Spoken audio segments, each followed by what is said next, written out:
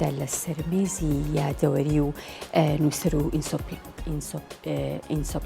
ئینسایکلۆپیدیا ناسی کورد مامۆستا جەمال خەزنەدار لابرا. بێگومان مامۆستا و نووسەر و ڕووناکبیر مامۆستا جەمال خەزنەدار لە مێژووی تەمەنی خۆیدا تەمەنێکی زۆری با بڵێن یاخود خزمەتێکی زۆری بە دنیا و ڕۆشنگەری و هەروەها نووسین و ئەدەبی کوردی کردو و لە ئێستادا لە ڕێوەڕسمێکدا و بە ئامادەبوونی ژمارێک لە هونەرمەندان و نووسەران لە شاری هەولێر پەردە لە سەرمێزی یادەوەری و دۆکۆمنتی نووسەر و ئینسایکلۆپیدیا ناسی کورد مامۆستا جەمال خەزنەدار لابرا.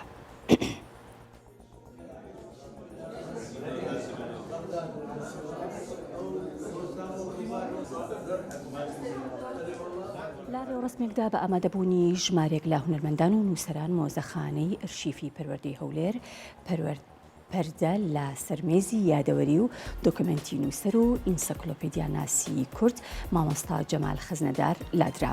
جەمال خەزنەدار بە کورتساتی ڕاگەیاند پێش ئەوەی کە ماڵ ئاوایی بکات دەیەوێت شوێنێکی گەورەی بۆ دابین بکرێت بۆ ئەرشیفەکانی، چونکە ئەرشیفێکی گەورەی هەیە لە بواری مێژووی ڕۆژنامەگەری و ڕۆژنامە کوردیەکاندا.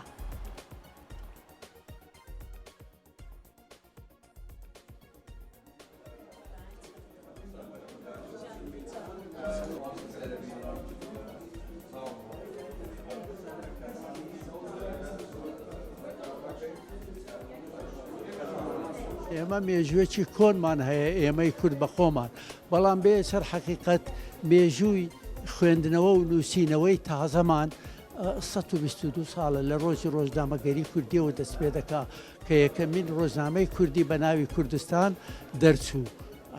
حقیقەتەن ئەو فترەیە پێویستە بایەخێکی زۆر زۆری پێ بدرێتن بە تایبەتی بەسائلی نووسین و ئەوەی تازە من باسی کۆن ناکەم. ئێمە 5,000 ساڵ ملەتی کورد چالاکی شتانەی هەیە مێژووی هەیە کە چ نووسراوە و چ نەنووسراوە، بەڵامی تازەمان ئەمە بە ملەتەکەمان نیشان نەداوە. ئەمە پێویستە ئەوە واجبێکی گەورەیە لەسەر ئێمە بە دەیەها مۆزەخانەی ئەوها هەبیتن لە بۆ پیشاندانی ئەنواع و ئەشکال لە چالاکیەکانی کە ئێمە کردومانە.